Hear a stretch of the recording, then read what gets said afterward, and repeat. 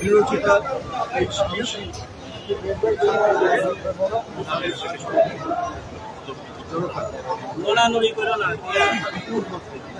জীবনকে বাজি রেখে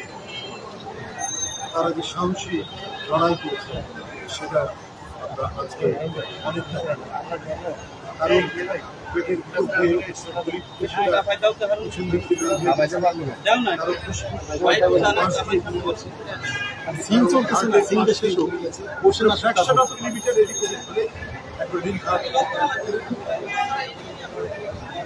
এখনো তারা জীবন মধ্যে দাঁড়িয়ে আছেন চিকিৎসকরা, তারা দিন রাত পরিশ্রম করে তাদের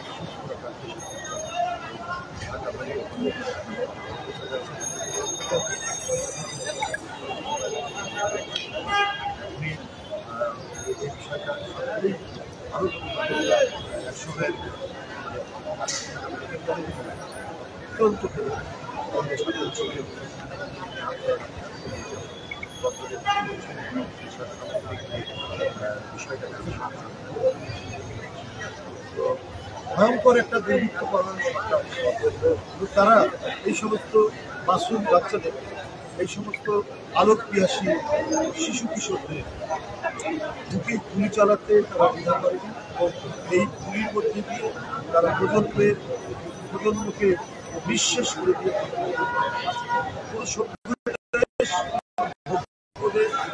এখানে ন্যূনতম মানবাধিকারের সামাজিক চর্চা আছে সেই দেশে নিজের সন্তানকে তিনি প্রধানমন্ত্রী ছিলেন তার নাতিদের বয়সে লড়াই করতে জীবনের মূল্যবান অংশে হারিয়েছেন যারা বেঁচে আছেন আর যারা তাদের আসল সুস্থতা আমরা দেখে আসলাম।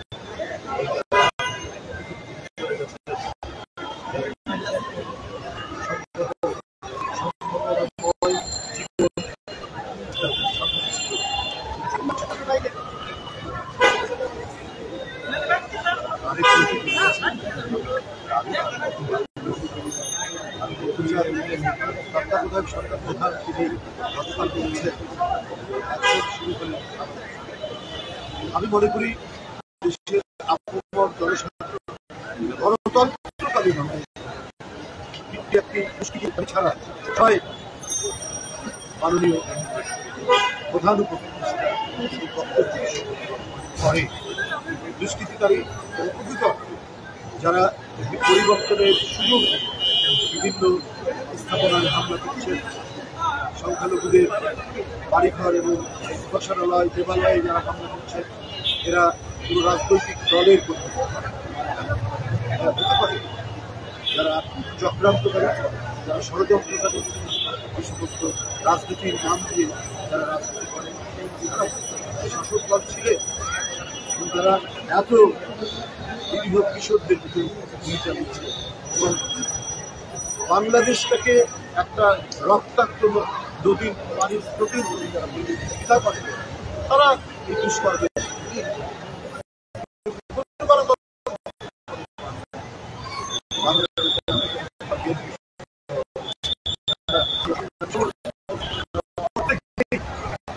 জীবন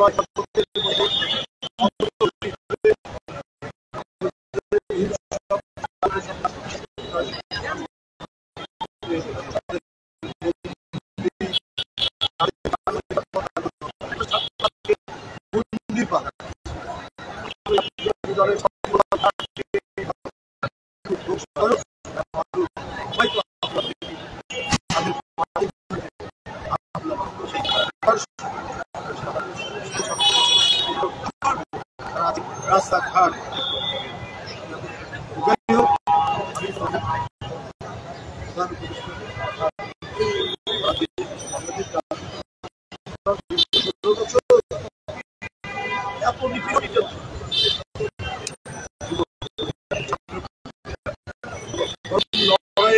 তারা যে অবদান এতদিন শিকার হয়েছে 16-17 বছর আমাদের জীবনে আরো ভালো সুন্দরের চর্চা, আরো ভালো কিছু অনুশীলনের সুযোগ থেকে বঞ্চিত করে যারা আমরা বেঁচে আছি তাদেরকে দিনের পর দিন রিমান্ডে কারাগারে। সুতরাং দৃঢ়তার সাথে এই তত্ত্বাবধায়ক সরকার প্রধান আন্তর্জাতিকভাবে সকলকে যে আহ্বান জানিয়েছে সেই আহ্বানের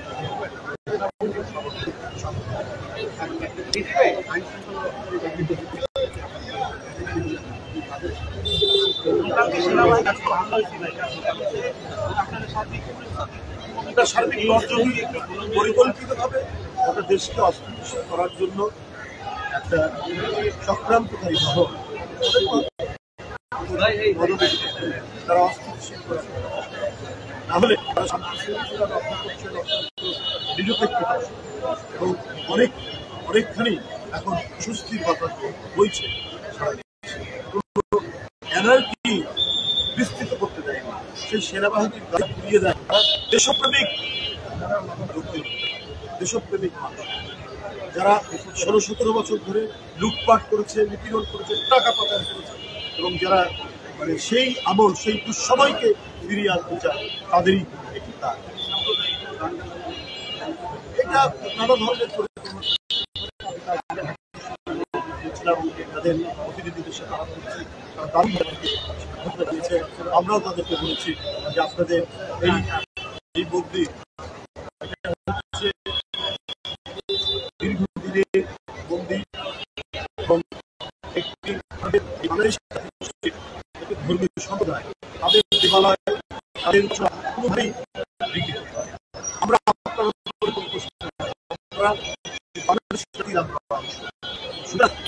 এখানে ওইভাবে সম্পর্ক তৈরি করতে হবে। এই ব্যাপারে তারা দিন রাত দেখছেন যে চমৎকার ভাবে এখন এটা নিয়ন্ত্রণে চলে এসেছে। এখন আমরা সবাই সজাগ, শান্তিপূর্ণ আমাদের যে আশা ভরসা, আমরা কিন্তু মুক্ত নিঃশ্বাস আজকে আপনাদের সামনে এখানে কথা বলছি, এটা যদি ওই জামানা থাকতো আজ থেকে 1 সপ্তাহ